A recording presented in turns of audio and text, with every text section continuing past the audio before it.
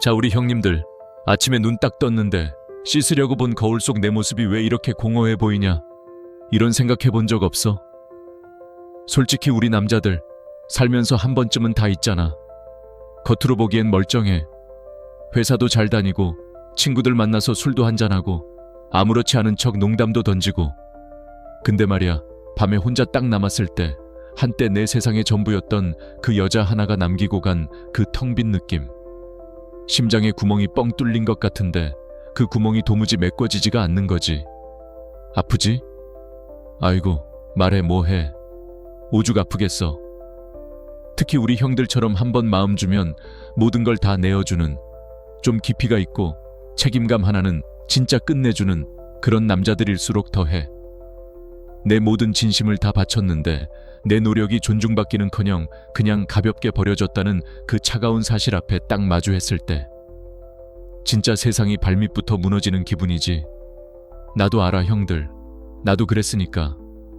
보통 이럴 때 주변에서 뭐라고들 해? 야, 힘내라. 그냥 돈이나 많이 벌어. 성공해서 보란듯이 보여줘. 아니면 제일 많이 하는 말이 있지. 에이, 더 예쁘고 어린 여자 만나면 다 잊혀져. 이런 말들 진짜 귀에 딱지가 않도록 듣지. 근데 내가 오늘 우리 형님들한테 딱 잘라 말해줄게. 그 모든 조언들이 왜 형을 더 깊은 수렁으로 밀어넣는 독이 되는지, 그리고 왜 그 여자가 후회하게 만드는 걸 목표로 삼는 순간 형은 시작부터 무조건 지는 게임에 발을 들이는 건지 말이야. 가만히 생각해봐, 형들. 나를 떠나기로 스스로 선택한 사람한테 내 가치를 증명하려고 발버둥 치는 게 대체 뭐야? 그건 내 마음의 평화와 행복을 그 여자가 쥐고 있는 보이지 않는 수갑에 스스로 채우는 꼴이라고. 그 여자가 내 SNS를 염탐하다가 얘 좀 괜찮아졌네 하고 인정해줘야만 내 기분이 좋아지는 거. 그거만큼 비참한 게 또 어디 있어. 그건 우리가 무조건 지는 게임이야. 시작부터가 글러먹었다고. 아니 근데 남자라는 종족이 원래 좀 그렇잖아. 쓸데없는 자존심은 있어가지고 뭔가 보여주고 싶고 인정받고 싶고 네가 틀렸고 내가 옳았다는 걸 어떻게든 증명하고 싶어 하는 거. 네가 놓친 남자가 이 정도 레벨이다. 이걸 막 세상에 외치고 싶지. 길 가다가 번쩍이는 외제차라도 쌩 지나가면 아, 나도 저런 거 한 대 뽑아서 걔네 집 앞에 한번 쓱 지나가 줘야 하는데. 이런 유치한 생각 다들 한 번씩은 해봤잖아. 안 해봤다고? 에이, 거짓말. 우리 남자들끼리 뭘 속여. 나도 100번은 더 했어. 근데 그거 다 부질없더라. 진짜야. 그렇게 해서 만에 하나 그 여자가 후회한다고 한들 그게 형 인생에 도대체 무슨 의미가 있는데. 그 순간의 짜릿함 그거 10분도 채 안 가. 장담해. 그리고 나면 더 강력한 공허함이 파도처럼 밀려오는 거야. 그래서 이제 뭐 하지? 이렇게 된다니까. 그럼 오늘 이 영상에서 우리가 진짜로 하려는 게 뭐냐고. 그 여자랑 다시 잘해보자는 것도 아니고 나 이렇게 잘났다 악에 바쳐서 증명하자는 것도 아니야. 진짜 목표는 이 지긋지긋한 고통을 돌파구로 만드는 거야. 형 인생의 터닝포인트로 삼는 거지. 이 아픔을 발판 삼아서 이전과는 비교도 안 될 만큼 훨씬 더 강하고 평온하고 자연스럽게 매력적인 남자가 되는 거. 굳이 뭘 보여주려 하지 않아도 나중에 우연이라도 형을 보게 됐을 때 그 여자 스스로가 세상에 내가 도대체 뭘 놓친 거지 하고 머리를 갸우뚱하게 만드는 그런 압도적인 버전의 나를 만드는 것. 그게 우리가 앞으로 함께 해나갈 작업이야. 그래서 많은 형들이 가장 쉬워 보이는 길, 하지만 가장 위험한 길을 선택해. 바로 복수라는 이름의 달콤한 자기 파괴. 두고 봐. 내가 너보다 훨씬 잘 나가는 모습 보여줄게. 이 악물고 일에 미친 듯이 매달리거나 갑자기 안 하던 헬스를 하면서 몸을 막 조각상처럼 만들기 시작하지.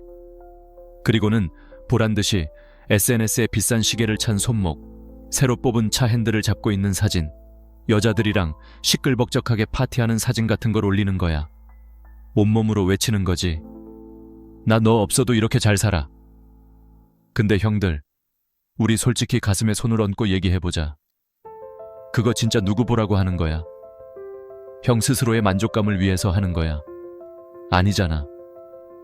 결국 그 모든 행동의 관객은 단 한 사람, 바로 그 여자야. 형의 인생이라는 무대 위에 관객석에는 오직 그 여자 한 명만 덩그러니 앉아있는 꼴이라고. 내 모든 에너지와 시간이 여전히 그 여자를 향해 있는 거야. 내 삶의 주도권이 나한테 있는 게 아니라 그 여자의 반응에 달려있는 거라고.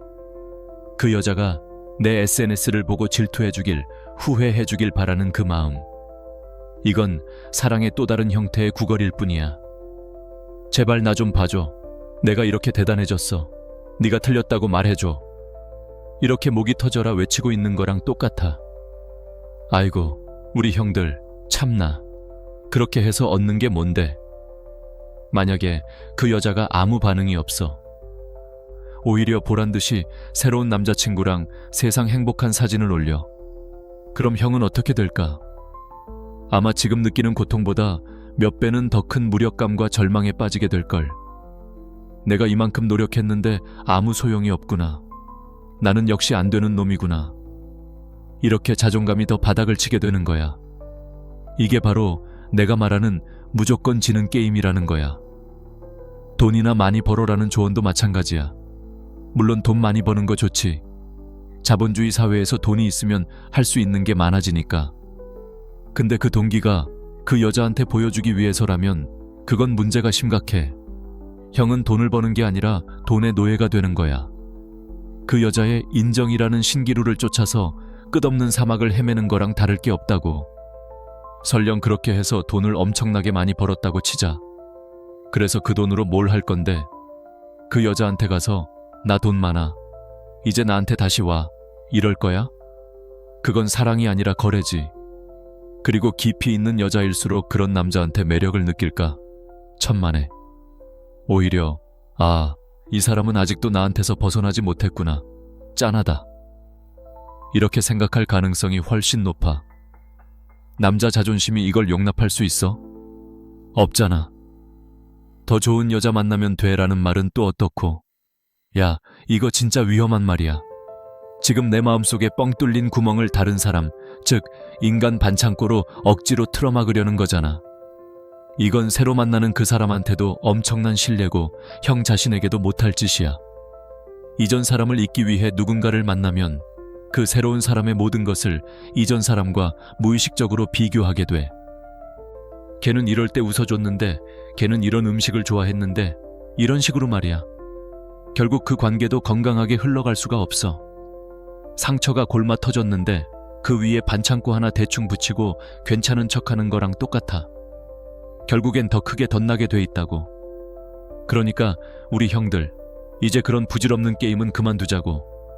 남들한테 보여주기 위한 삶, 그 여자 한 사람의 인정을 받기 위한 발버둥, 그런 거 이제 다 내려놓자는 거야. 진짜 중요한 건 외부의 시선이 아니라 내 안의 목소리를 듣는 거야. 지금 내 마음이 얼마나 아픈지, 내가 얼마나 지쳤는지 그걸 스스로 인정하고 보듬어주는 것부터가 모든 변화의 시작이라고. 우리가 진짜로 해야 할 일은 이 모든 고통과 혼란의 에너지를 방향을 틀어서 오롯이 나 자신에게 쏟아붓는 거야. 복수심이나 증오가 아니라 자기 성장이라는 훨씬 더 건설적이고 강력한 동기로 바꾸는 거지. 이건 단순히 몸을 만들고 돈을 버는 차원의 이야기가 아니야. 내 생각의 틀, 내 감정을 다루는 방식, 세상을 바라보는 관점 자체를 업그레이드하는 거라고. 내면의 중심을 바로 세우는 거대한 작업이야. 한번 상상해봐. 형이 흔들리지 않는 단단한 성이 주인이 되는 거야. 그 성은 외부의 어떤 공격에도 쉽게 무너지지 않아. 폭풍우가 몰아쳐도, 적군이 쳐들어와도 성벽은 끄떡없어. 왜? 기초가 튼튼하고 성주인 형이 평온하고 지혜로우니까. 그 여자와의 이별이 바로 그 성에 큰 구멍을 낸 폭격이었던 거야. 지금은 성벽이 무너지고 여기저기 불타고 있어서 정신이 하나도 없겠지. 근데 이 기회에 아예 성 전체를 리모델링해버리는 거야. 더 높고 단단한 성벽을 쌓고 더 깊은 해자를 파고 성 안에는 풍요로운 정원과 마르지 않는 샘물을 만드는 거지. 그렇게 해서 형이 그 누구에게도 의존하지 않는 스스로의 힘으로 평온과 행복을 만들어낼 수 있는 내면의 왕국을 건설했다고 쳐보자. 그때부터 형의 매력은 억지로 쥐어짜내는 게 아니라 그 단단한 내면에서부터 샘물처럼 자연스럽게 흘러나오게 될 거야. 말 한마디를 해도 깊이가 있고 표정에서는 여유가 묻어나오고 어떤 상황에서도 쉽게 흔들리지 않는 그 안정감. 여자들은 귀신같이 알아챈다. 남자의 이런 내적인 힘을. 그때가 되면 그 여자가 형을 후회하든 말든 그건 더 이상 중요하지 않게 돼. 왜냐면 형의 행복이 더 이상 그 여자의 반응에 달려있지 않으니까. 형은 이미 스스로 완전하게 행복하니까. 이게 진짜 승리야. 그 여자가 나중에 형 소식을 듣고 와, 진짜 멋있어졌네. 내가 놓쳤구나 하고 후회한다면 그건 그냥 보너스 게임 같은 거야. 있으면 좋고 없어도 그만인 거지. 우리의 진짜 목표는 그 보너스 게임이 아니라 내 인생이라는 본 게임에서 압도적으로 승리하는 거니까. 그러니까 형들, 지금 당장 너무 아프고 힘들다고 해서 어설픈 복순이 뭐니 하는 유치한 생각에 빠져있지 마. 그럴 시간 없어. 지금은 내 인생의 대공사를 시작할 절호의 기회야. 이 고통을 연료 삼아서 이전과는 완전히 다른 차원의 남자로 거듭나는 거지. 아이고, 우리 형들. 이별하고 나면 진짜 별의별 생각이 다 들지. 밤에 침대에 누우면 천장이 막 빙글빙글 도는 것 같고 옆자리는 왜 이렇게 차갑고 넓게만 느껴지는지. 자다가 무심코 옆으로 팔을 뻗었다가 허공만 휘젓고는 잠이 확 깨버리는 거. 그거 진짜 기분 더럽게 비참하거든.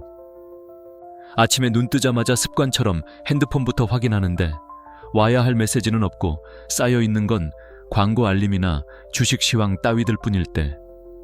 그때 진짜 현타가 제대로 오지. 아, 진짜 끝났구나. 남자라는 종족이 참 웃긴 게 이럴 때 약한 모습 보이기 싫어서 더 괜찮은 척 하잖아. 친구들 만나서는 야, 뭐 별거 없어. 오히려 시원하다. 이러면서 허세를 부리는데 집에 혼자 돌아오는 길에 차 안에서 그 여자랑 같이 듣던 노래라도 라디오에서 흘러나오면 그냥 그 자리에서 무너지는 거지. 핸들에 머리 박고 한숨 푹 쉬면서 아이고, 나 지금 뭐 하는 거냐 진짜 이러는 거. 형들 다 알잖아 그 기분. 남들 앞에서는 강한 척, 쿨한 척 다 하지만 결국 혼자가 되었을 때 감당해야 하는 그 외로움과 고통의 무게는 오롯이 내 몫이라는 거. 특히나 우리처럼 뭐 하나를 해도 대충 하는 법이 없는 남자들은 더 힘들어. 연애를 할 때도 그냥저냥 만나는 게 아니라 내 미래의 청사진을 그리고 내 모든 걸 걸고 이 여자를 어떻게 행복하게 해줄까? 어떻게 이 관계를 더 단단한 요새로 만들까? 온갖 계획을 다 세우고 책임을 지려고 하잖아. 우리는 그냥 연애를 한 게 아니라 내 인생의 일부를 통째로 걸고 왕국을 건설한 거라고. 근데 그게 한순간에 폭격을 맞은 것처럼 무너져 내렸으니 그 상실감이 얼마나 크겠어. 이건 그냥 여자친구 하나 잃은 수준이 아니야. 내가 공들여 지어온 성이 무너지고 내 미래 계획 전체가 틀어지고 무엇보다 책임감 있는 남자로서의 내 정체성 자체가 실패한 것 같은 느낌을 받는단 말이야. 이게 진짜 무서운 거야. 내가 뭘 잘못했지? 내가 부족했나? 그때 그렇게 하지 말았어야 했나? 끝도 없는 자책의 늪에 빠지는 거지. 주변에서는 쉽게들 말해. 잊어버려. 세상에 여자는 많아. 참나. 말은 쉽지. 그게 그렇게 쉬웠으면 누가 이별 때문에 이렇게 죽도록 힘들어 하겠냐고.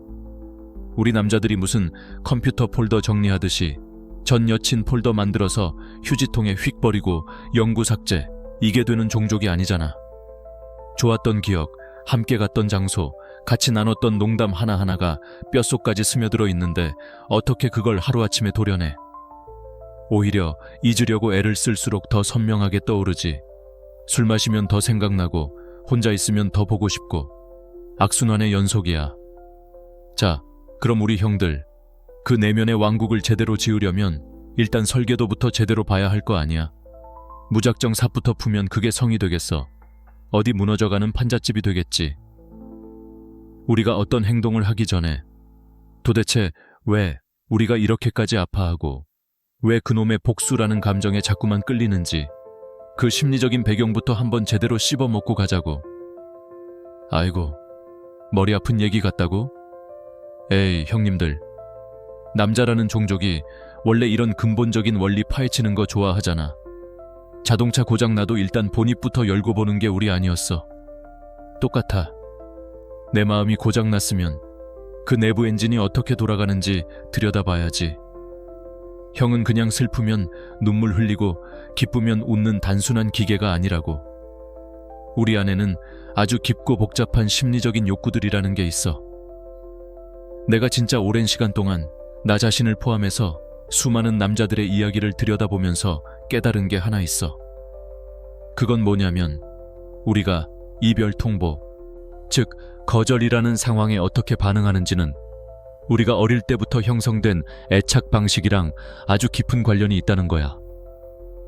심리학자들이 쓰는 어려운 말이라 좀 그렇긴 한데 쉽게 말해서 사람하고 정을 붙이는 방식 같은 거라고 생각하면 돼. 우리처럼 좀 생각이 깊고 진지한 가치를 추구하는 남자들 중에 유독 그런 형들이 많아. 한번 마음을 주면 끝장을 보는 형들. 연애를 시작하면 내 세상이 온통 그 여자 중심으로 돌아가는 거야. 그 사람의 기분 하나하나에 내 기분이 롤러코스터를 타고 카톡 답장이 1분만 늦어져도 속으로 얘 지금 뭐 하지? 나한테 마음이 식었나? 온갖 상상의 나라에를 펼치지. 혹시나 이 사람이 날 떠날까봐, 버려질까봐 늘 마음속 깊은 곳에서 불안해하는 거. 그래서 상대방한테 더 잘해주고 더 맞추려고 하고 가끔은 그래서 좀 찌질해 보일 때도 있고. 이런 형들은 이별을 통보받는 순간 그냥 사랑이 끝난 게 아니라 세상이 끝난 것 같은 충격을 받아. 왜? 마음속 가장 깊은 곳에 있던 버려질지 모른다는 원초적인 공포 스위치가 온 상태로 눌려버리거든. 또 어떤 형들은 반대야. 사랑받고는 싶은데 상처받는 건 죽기보다 싫은 거야. 그래서 누가 나한테 다가오면 나도 모르게 철벽을 치고 거리를 둬. 너무 가까워지면 내 약한 모습을 들킬까봐. 그래서 결국 또 상처받을까봐 두려운 거지. 이런 형들은 관계가 깊어질만 하면 슬쩍 발을 빼거나 상대방을 밀어내. 그러다 진짜 이별을 맞이하면 겉으로는 아, 이럴 줄 알았어. 사랑 따위 믿는 게 아니었어 하면서 쿨한 척하지만 속으로는 누구보다 더 큰 공허함과 외로움에 몸부림치지. 형은 어떤 쪽에 더 가까운 것 같아? 어느 쪽이든 상관없어. 중요한 건 그녀가 떠났을 때 이건 단순히 연인 한 명을 잃는 사건이 아니라는 거야. 이건 내 안에 잠들어 있던 그 원초적인 버림받음에 대한 공포를 정통으로 건드리는 일이라고. 형은 그 관계에 감정, 시간, 진심, 미래에 대한 계획까지 그냥 가진 모든 걸 다 쏟아부었잖아. 그런데 그게 눈앞에서 와장창 깨져버렸을 때 우리는 아주 빠르고 간단하게 결론을 내려버려. 내가 부족해서 그래. 혹은 내가 뭔가 단단히 잘못했구나 라고. 이건 거의 자동 반사적인 생각이야.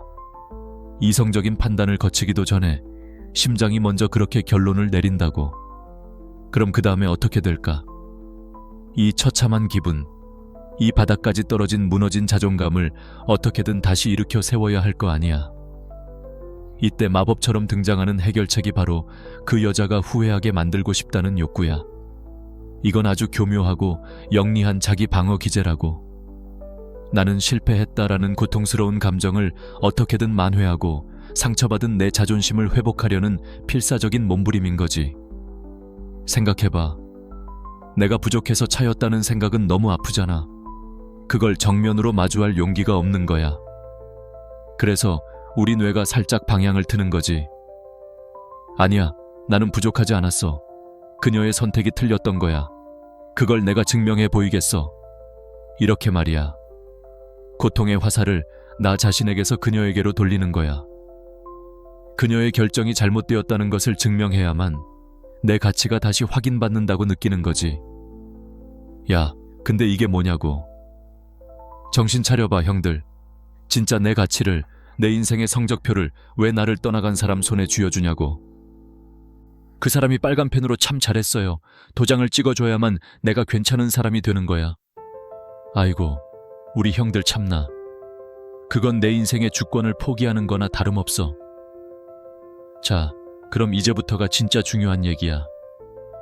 우리가 부서진 판잣집 위에 대충 페인트 칠을 할 게 아니라 아예 땅부터 새로 파서 흔들리지 않는 튼튼한 기반을 다져야 해. 진짜 남자의 자존감은 누가 확인해주고 말고 할 게 아니거든. 자, 그럼 이제부터가 진짜 중요한 얘기야. 우리가 부서진 판잣집 위에 대충 페인트 칠을 할 게 아니라 아예 땅부터 새로 파서 튼튼한 기반을 다져야 해. 우리가 새로 건설해야 할 이 심리적인 기반은 어떤 똑똑한 양반들이 말하길 자기 결정 이론이라는 것에 바탕을 둬야 해. 이름은 어려워 보이는데 내용은 별거 없어. 인간이 정신적으로 건강하고 행복하게 살려면 딱 3가지 기본적인 심리적 욕구가 충족되어야 한다는 거야. 마치 식물이 잘 자라려면 햇빛, 물, 토양이 반드시 필요한 것처럼 말이야. 이 3가지가 없으면 인간의 영혼은 서서히 말라 죽는다고. 그 첫 번째가 바로 유능감이야. 이게 뭐냐면, 아, 나 이거 좀 하네. 내가 이걸 해낼 능력이 있구나 하고 느끼는 감정이야. 어떤 목표를 세우고 그걸 성취해냈을 때 느끼는 그 짜릿한 뿌듯함. 이별 후에 나는 부족한 놈이야 라는 생각의 늪에 빠져 있을 때 이 유능감만큼 좋은 약이 없어. 그게 일이든 운동이든 새로운 취미든 상관없어. 아주 작은 성공의 경험들이 모여서 나는 쓸모없는 인간이 아니야. 나는 여전히 가치 있고 뭐든 해낼 수 있는 사람이야 라는 믿음을 다시 심어주는 거지. 이건 마치 게임 캐릭터 능력치를 하나씩 다시 찍는 것과 같아. 힘, 민첩, 지능을 하나씩 올려서 다시 강력한 캐릭터로 부활하는 거야. 두 번째는 관계성이야. 이건 다른 사람들과 깊이 연결되어 있다고 느끼는 감정이지. 아, 여기서 많은 형들이 착각하는 게 있어. 이 관계성의 욕구를 오직 연인 한 사람에게서만 채우려고 한다는 거야. 계란을 한 바구니에 다 담지 말라는 말, 여기에도 똑같이 적용되는 거야, 형들. 내 모든 정서적 지지와 연결의 욕구를 여자친구 한 명한테 몰빵해 놓으면 그 사람이 떠나는 순간 나는 그냥 빈털터리가 되는 거라고. 진짜 건강한 관계성은 가족, 오랜 친구들, 같은 취미를 공유하는 동호회 사람들처럼 다양한 사람들과 맺는 여러 겹의 촘촘한 연결망에서 나와. 그녀가 떠났다고 해서 내 세상의 모든 연결이 끊어진 게 아니라는 걸 깨닫는 게 중요해. 오히려 이 기회에 소홀했던 다른 관계들을 다시 돌보고 새로운 연결을 만들어 나갈 기회로 삼아야 하는 거지. 그리고 마지막 3번째. 이게 진짜 끝판왕이야. 바로 자율성이야. 이건 내 삶의 주인이 바로 나라는 감각이야. 내 인생의 운전대를 내가 직접 잡고 내 가치관과 신념에 따라 스스로 선택하고 행동하고 있다는 느낌. 이별 후에 왜 그렇게 힘든지 알아?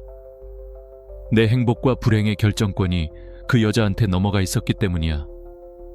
그 여자가 내 곁에 있으면 행복하고 떠나가면 불행해지는. 이건 내 인생의 조수석에 앉아서 운전하는 사람이 가는 대로 그냥 질질 끌려다니는 것과 똑같아. 자율성을 회복한다는 건 다시 운전석으로 돌아와서 내가 가고 싶은 곳으로 핸들을 꺾는 거야. 그 여자가 나를 어떻게 생각하든 나를 후회하든 말든 그건 더 이상 내 주행 경로에 아무런 영향을 미치지 못하게 만드는 거지. 내비게이션의 목적지를 그녀의 인정에서 나의 성장과 행복으로 완전히 바꿔버리는 거야. 자, 유능감, 관계성, 자율성.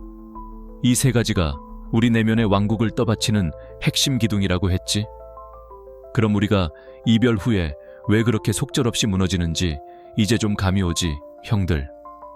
형이 그토록 공들여 지은 내면의 왕국이 한순간에 폭격을 맞은 거나 다름없다니까. 이별 통보는 이 3개의 기둥에 동시에 TNT를 설치하고 터뜨려버리는 거나 마찬가지야. 한꺼번에 와르르 무너져 내리는 거라고. 한번 구체적으로 생각해봐. 이별을 통보받는 순간 형은 뭘 느껴? 지독한 무력감이지. 내가 뭘 해도 안 되는구나. 이 관계 하나 지키지 못하는 무능한 놈이구나. 이게 바로 유능감의 붕괴야. 내가 이 관계의 문제를 해결할 능력이 없었다는 차가운 사실 앞에서 좌절하는 거지. 우리 남자들 뭐든 고치고 해결해야 직성이 풀리는 종족이잖아. 근데 내 능력 밖의 일이라는 걸 인정해야 하는 그 순간 자존감이 그냥 수직으로 낙하하는 거야. 동시에 뭘 느껴? 뼈를 깎는 듯한 외로움이지. 세상에 나 혼자 남겨졌구나. 어제까지 내 세상의 중심축이었던 그 연결고리가 댕강 잘려나가니 그냥 우주에 혼자 둥둥 떠다니는 기분이지. 이게 바로 관계성의 상실이야. 친구들을 만나고 가족과 함께 있어도 채워지지 않는 그 텅 빈 느낌. 오직 그 사람만이 채워줄 수 있었던 연결의 자리가 뻥 뚫려버린 거지. 그리고 가장 결정적으로 형은 통제력을 잃었다고 느껴. 이별은 형의 선택이 아니었잖아. 내 의지와는 상관없이 너 오늘부터 불행해져라 하고 일방적으로 선고받은 느낌. 진짜 기분 더럽지. 이게 바로 자율성의 박탈이야. 내 삶의 방향이 내 의지가 아닌 다른 사람의 결정에 의해 좌지우지되는 그 순간 우리는 엄청난 스트레스와 분노를 느끼게 돼. 그런데 여기서 그 여자가 후회하게 만들겠어 라고 다짐하는 건 이 무너진 자율성을 되찾는 길이 아니라 오히려 더 멀어지는 길이야. 왜냐고? 형의 가치와 기분을 또다시 다른 사람, 즉 그 여자의 반응에 맡겨버리는 꼴이거든. 그 여자가 후회하는 표정을 보여줘야만 내 기분이 나아진다면 그건 여전히 내 삶의 운전대를 그 여자 손에 쥐어주고 있는 거나 마찬가지라고. 제발 내 가치를 인정해줘라고 구걸하는 자율성과는 정반대의 길을 걷게 되는 거야. 참나, 이 형님들 말이야. 자존심도 없나? 그래서 내가 우리 형들한테 진짜 강력하게 추천하는 마음가짐, 아니 정신무장법이 하나 있어. 바로 스토아 철학이라는 거야. 아이고, 갑자기 웬 철학 타령이냐고. 어렵게 생각할 거 하나 없어. 이건 무슨 책상에 앉아서 고상한 척하는 그런 게 아니라 고대 로마의 진짜 상남자 형님들이 전쟁터 같은 현실 속에서 마음을 다스리기 위해 갈고 닦았던 아주 실전적인 마음 수련법이야. 황제부터 노예까지 계급을 막론하고 남자라면 반드시 익혀야 했던 생존 기술 같은 거였지. 그 철학자 중에 에픽테토스라는 형님이 한 말 중에 내가 진짜 뼛속 깊이 새기고 있는 말이 있어. 우리는 우리에게 일어나는 외부 상황을 선택할 수는 없지만 그 상황에 어떻게 반응할지는 온전히 선택할 수 있다. 이거 진짜 대박 아니야? 한번 곱씹어봐 형들. 그 여자가 형을 떠난 거. 그건 이제 외부 상황이야. 이미 일어나 버린 일이고 내가 타임머신을 타고 돌아가지 않는 이상 바꿀 수 없는 과거라고. 이건 내 통제권 밖에 있는 일이야. 근데 그 이별이라는 상황에 어떻게 반응할 것인가? 여기에는 형의 선택권이 100% 있는 거야. 그 여자 욕하면서 술이나 퍼마시며 인생을 낭비할 것인가? 아니면 이빨 꽉 깨물고 조용히 일어나서 무너진 내 자신을 벽돌 한 장부터 다시 일으켜 세울 것인가? 이건 온전히 전적으로 형의 선택이라고. 이게 바로 진짜 남자의 힘이야.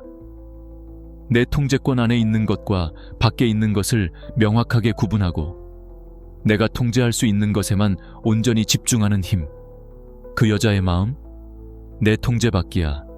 그 여자가 나를 어떻게 생각할지 그것도 내 통제 밖이야. 하지만 오늘 내가 헬스장에 가서 땀을 흘릴지 말지, 책을 한 페이지라도 더 읽을지 말지, 내 일에 더 집중할지 말지는 100% 내 통제권 안에 있는 거잖아. 우리 형들, 이제 정신 차려야 해.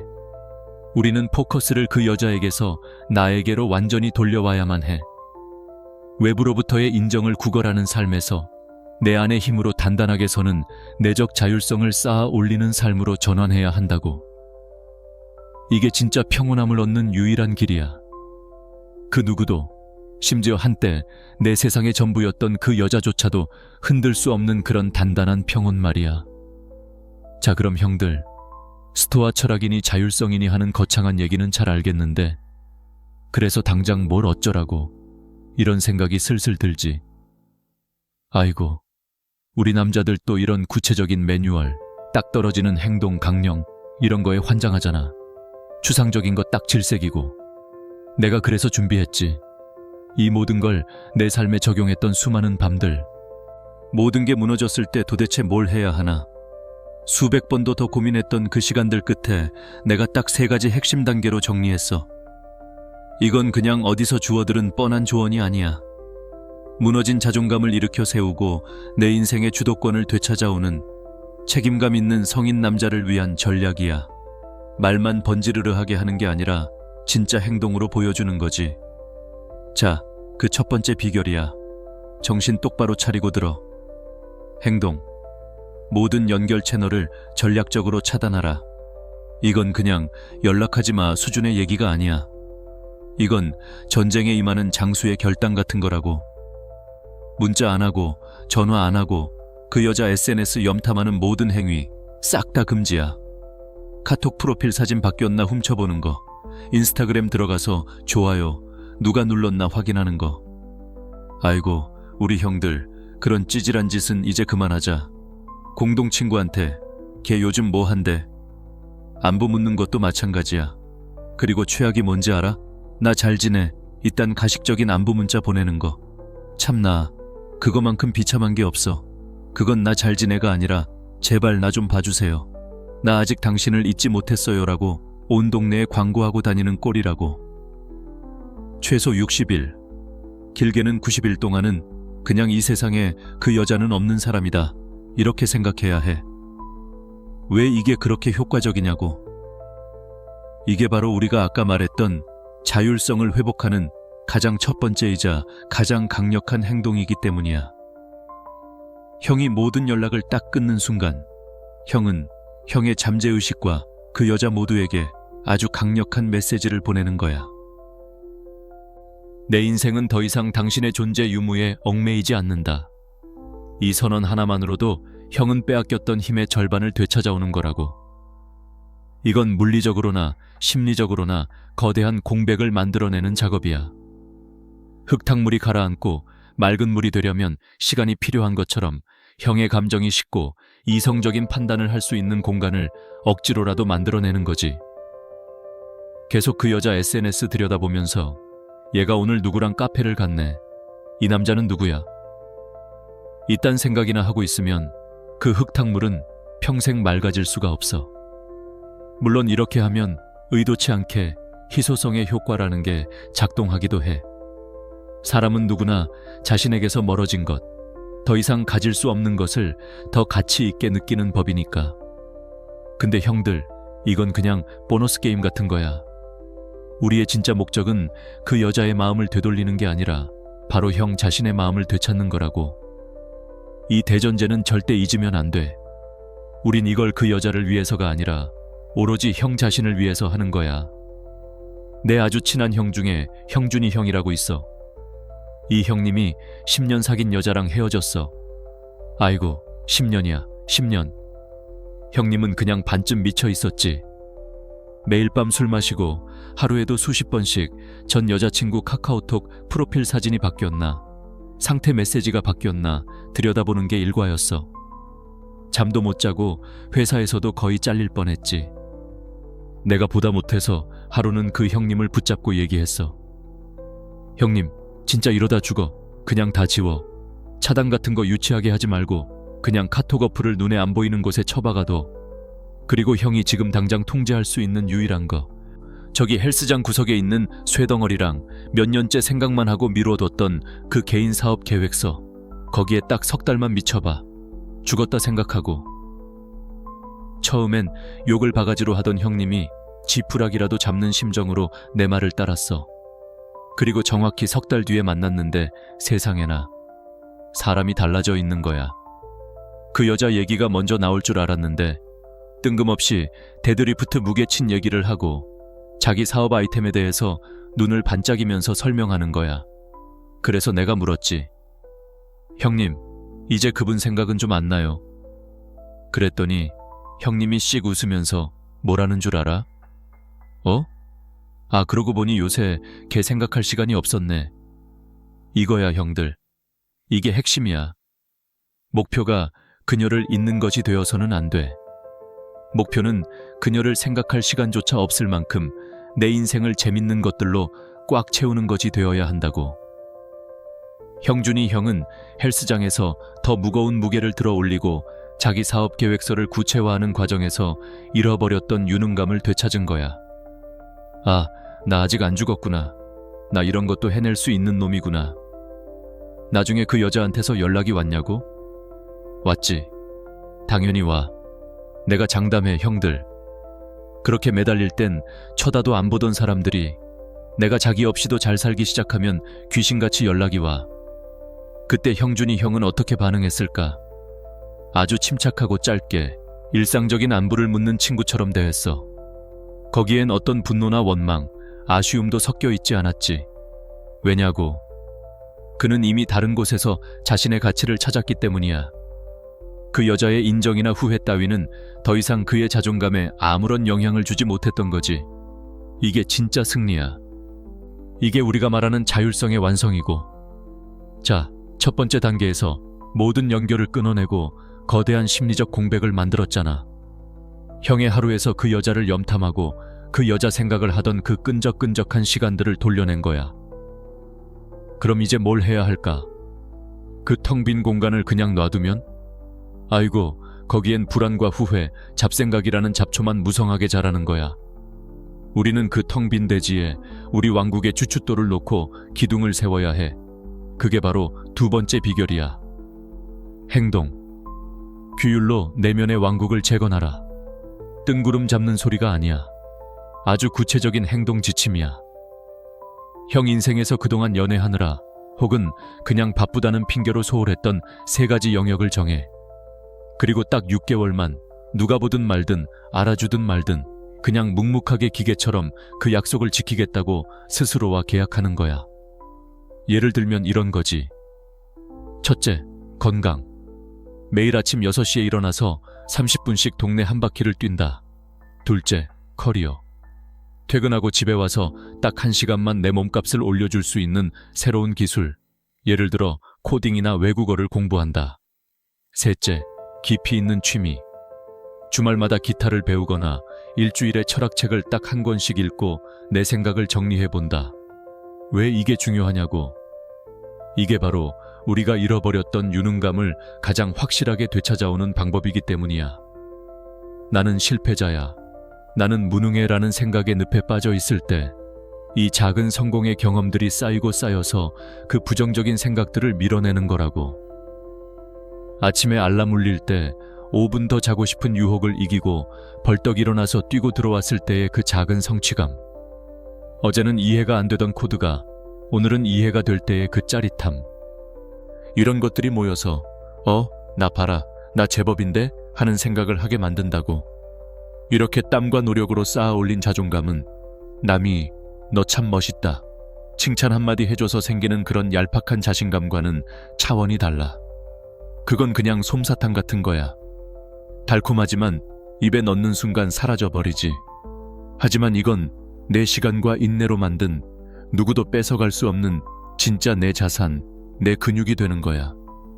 진짜 어른 남자는 남들의 인정을 갈구하지 않아. 그저 어제의 나보다 오늘 내가 단 1cm이라도 앞으로 나아가고 있다는 그 사실 하나면 충분한 거야. 이렇게 자기 자신과의 약속을 꾸준히 지켜나가다 보면 형에게선 억지로 꾸미지 않아도 되는 아주 조용하고 단단한 자신감이 뿜어져 나오게 돼. 이건 내 얘기이기도 해. 나도 인생에서 진짜 최악의 시기를 겪었을 때가 있었어. 모든 게 무너져 내렸다고 생각했을 때 내가 선택한 건 딱 2가지였어. 헬스장으로 도망치는 것, 그리고 책 속으로 숨는 거였지. 특히 그 스토아 철학의 끝판왕, 로마 황제였던 마르쿠스 아우렐리우스의 명상록을 파고들기 시작했어. 아, 그때나 SNS에 헬스장에서 운동하는 사진 올렸을까? 책 읽는 거 티내는 포스팅? 참나. 그런 짓 일절 안 했어. 이건 누구한테 보여주기 위한 쇼가 아니었거든. 이건 무너져 내린 나와의 처절한 약속이었으니까. 딱 6개월만 아무 생각도 하지 말고 쇠질하고 책만 읽자. 심지어 나는 여기에 한 가지를 더 추가했어. 매주 한 번씩 아주 복잡하고 어려운 요리 하나씩을 마스터하는 거. 그렇게 8개월이 지났을까? 우연히 길에서 헤어진 그 사람을 마주쳤어. 어색한 침묵이 흐르는데 그 사람이 나한테 물어보더라고. 무슨 대단한 성공을 했냐, 좋은 차를 샀냐, 이런 걸 물어본 게 아니었어. 그냥 빤히 나를 쳐다보더니 이렇게 묻더라. 너 왜 이렇게 평온해 보여? 그때 내가 뭐라고 대답했는지 알아? 나도 모르게 그냥 이런 말이 튀어나왔어. 내가 지금 어디에 서 있고 앞으로 어디로 가고 있는지를 아니까. 아, 진짜 지금 생각해도 좀 멋있었네. 그 여자가 그 순간 나에게서 본 건 헬스장에서 키운 내 어깨 근육이나 통장 잔고가 아니었을 거야. 그건 바로 내 눈빛의 깊이와 여유, 어떤 상황에도 쉽게 흔들리지 않을 것 같은 그 단단함이었겠지. 이건 절대 돈 주고 살 수도 없고 흉내 낼 수도 없는 변화야. 오직 자기 자신과의 치열한 싸움을 이겨낸 남자만이 가질 수 있는 그런 종류의 아우라지. 형들도 가질 수 있어. 아니, 가져야만 해. 자, 2번째 단계까지 잘 따라온 형들, 진짜 대단해. 우리는 연락을 끊어서 내 공간을 확보했고 규율을 통해서 그 공간에 유능감이라는 단단한 기둥을 세웠어. 헬스장, 책상 앞, 혹은 취미생활이라는 왕국의 외벽을 아주 단단하게 쌓아 올린 거지. 아주 훌륭해. 근데 형들, 성벽만 단단하다고 왕국이 평온할까? 아니지. 성 안에 살고 있는 왕, 바로 형 자신의 마음이 평온해야 진짜 평온한 왕국이 완성되는 거야. 폭풍우가 몰아쳐도 끄떡없는 성벽을 만들었지만 그 안에서 왕이 매일 밤 악몽을 꾸고 불안에 떤다면 그게 무슨 소용이겠어. 이게 바로 우리가 완성해야 할 마지막 3번째 비결이야. 행동. 스스로의 감정을 있는 그대로 인정해주기. 이게 무슨 말이냐면 형 안에서 들끓는 모든 감정들을 그냥 느끼도록 허락해주라는 거야. 고통, 분노, 후회, 지독한 외로움. 그 모든 감정들을 말이야. 우리 남자들, 특히 이런 감정들을 애써 외면하잖아. 술이나 의미 없는 하룻밤 상대로 이 감정들을 억지로 덮어버리려고 하지. 그건 그냥 쓰레기를 카펫 밑으로 쓸어 넣는 짓이야. 당장은 눈에 안 보여서 괜찮은 것 같지만 언젠가는 그 밑에서 썩은 냄새가 진동하게 돼 있다고. 그러지 말고 하루에 딱 15분만 시간을 내. 조용한 곳에 앉아서 일기를 쓰거나 그냥 눈을 감고 명상을 해봐. 그리고 지금 내 마음속에서 어떤 감정이 요동치고 있는지 가만히 들여다보는 거야. 아, 내가 지금 분노하고 있구나. 정말 외롭구나. 그때 내가 왜 그랬을까? 후회되는구나. 이렇게 자기 감정에 이름을 붙여주는 거야. 아이고, 무슨 계집애 같이 그런 짓을 하냐고? 참나, 이 형님들 진짜. 우리 남자들 어릴 때부터 귀에 못이 박이도록 들은 말이 있잖아. 남자는 태어나서 3번만 우는 거다.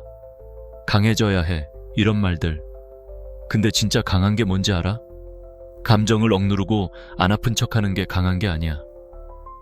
내 안의 고통과 분노를 정면으로 마주하고 그래, 나 지금 X나 아프다 라고 스스로에게 솔직하게 인정할 수 있는 용기. 그게 진짜 강한 거야. 이건 형이 강철로 만든 전투 로봇이 아니라 피와 살이 있는 연약한 인간이라는 걸 받아들이는 과정이야. 자기 자신에게 솔직해지는 것. 이게 바로 스스로를 용서하고 보듬어주는 자기 연민의 첫걸음이라고. 자신의 내면에 있는 그 깊고 어두운 심연을 들여다볼 용기가 있는 남자. 대부분의 사람들이 평생 외면하고 싶어하는 그 감정의 소용돌이와 마주할 수 있는 남자. 그런 깊이를 가진 남자에게 다른 사람들은 여자든 남자든 본능적으로 끌리게 되어 있어. 허세를 부리는 가짜 강함이 아니라 상처를 끌어안을 줄 아는 진짜 단단함을 느끼거든. 이것도 내 경험담이야. 한 번은 내가 너무 화가 나서 진짜 벽이라도 주먹으로 부숴버리고 싶은 충동에 휩싸인 적이 있었어. 막 욕설이 목구멍까지 차오르는데 그때 내가 뭘 했는지 알아? 그 벽을 치는 대신에 나는 핸드폰 녹음 기능을 켰어. 그리고는 그냥 내 안에 있는 분노, 억울함, 욕설을 한 10분 동안 미친놈처럼 다 쏟아냈지. 나중에 그걸 다시 들어보는데 세상에나, 내 목소리가 너무 한심하고 찌질하고 무슨 엄마한테 장난감 안 사준다고 떼쓰는 어린애 목소리처럼 들리는 거야. 남 탓하고 세상을 저주하고. 그걸 듣고 있는데 갑자기 그 분노가 온데간데 없이 사라지고 그냥 눈물이 왈칵 쏟아지더라. 서러워서도 아니고 그냥 그런 내 모습이 너무 안쓰러워서 한참을 울고 나서 그 녹음 파일을 그냥 삭제해버렸어. 그러고 나니까 거짓말처럼 마음이 정말 가벼워지는 거야. 그때 내가 배운 게 있어. 나는 내 안에 분노라는 감정이 존재하도록 허락해줬고 그 감정은 스스로 최고조에 달했다가 제 역할을 다하고 조용히 사라진 거야. 내가 억지로 누르거나 다른 곳으로 터뜨리려고 했다면 아마 그 분노는 다른 형태로 골마 터졌을 거야. 이게 바로 자기 자신에 대한 인내심을 배우는 과정이야. 형들, 이제 형의 책임은 다른 누구도 아닌 바로 형 자신이, 자기 인생의 가장 좋은 아버지가, 가장 든든한 형이, 그리고 가장 친한 친구가 되어주는 거야. 힘들 때는 괜찮다고 다독여주고, 화가 날 땐 그럴 수 있다고 이해해주고, 잘했을 땐 아낌없이 칭찬해주는 거지. 자, 우리 형들, 이제 거의 다 왔어. 연락을 끊어내고 규율로 나를 세우고 내 안의 감정까지 마주하는 것, 여기까지 해낸 형들은 이미 웬만한 남자들보다 훨씬 앞서 나간 거야. 이제 진짜 남자의 그릇 크기를 보여줄 수 있는, 가장 어렵지만 일단 해내고 나면 형을 완전 다른 차원의 인간으로 만들어줄 마지막 단계로 들어가 보자. 바로 용서야. 아이고, 이 단어 듣자마자 막 가슴이 답답해지는 형들 있지. 용서. 참나. 내가 왜. 잘못은 명백히 그 여자가 했는데 내가 여기서 용서를 하면 그 여자가 옳았다고, 내가 졌다고 인정하는 꼴이잖아. 우리 남자들, 특히 자존심 강한 형들은 죽어도 지는 건 못 참지. 용서는 약한 놈들이나 하는 거고 패배자들이나 하는 거라고 생각하잖아. 완전 틀렸어, 형들. 180도 잘못 생각하고 있는 거야.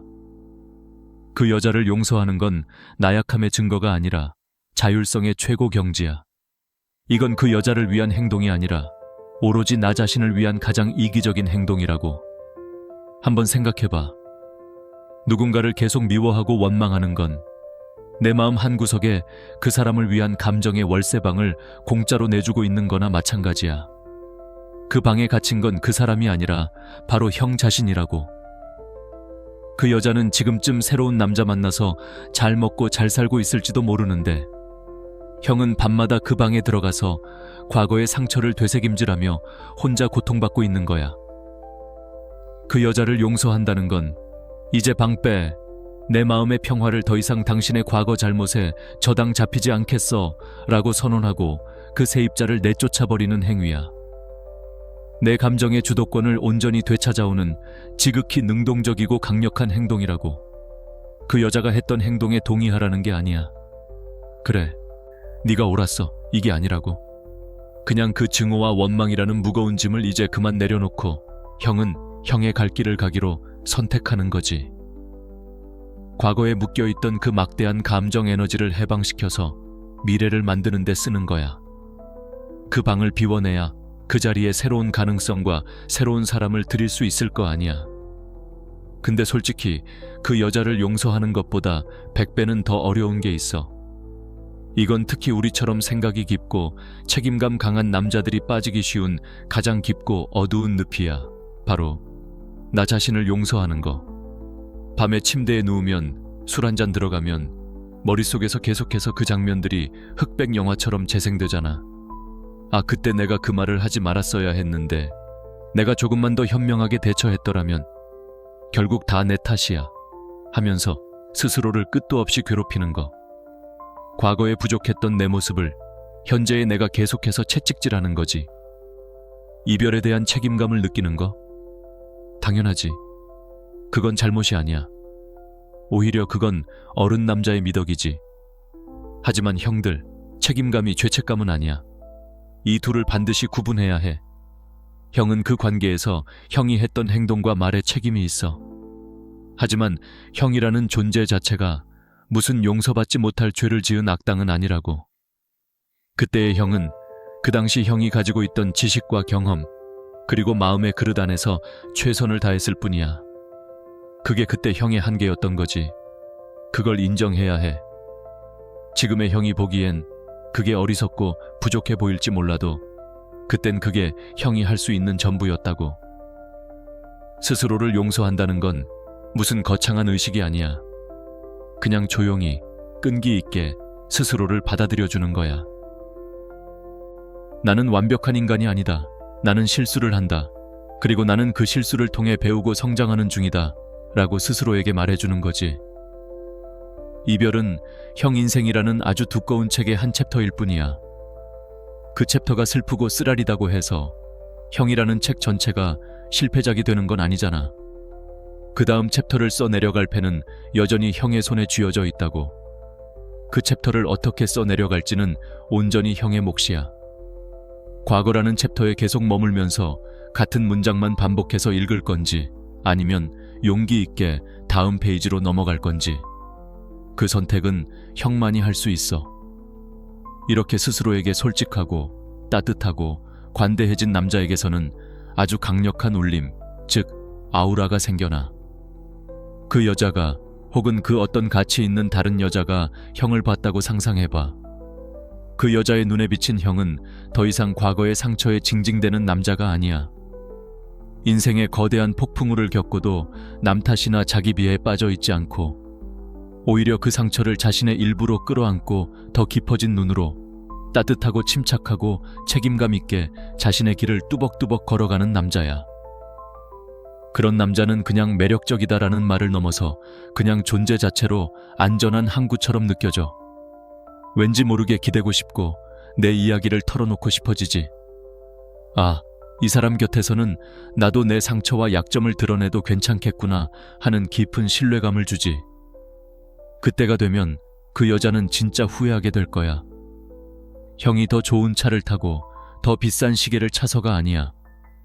외적인 조건 때문이 아니라 다시는 자기 따위가 상처 입힐 수 없는 내면이 꽉 찬 완전한 버전의 너가 되어버렸기 때문에 후회하는 거야.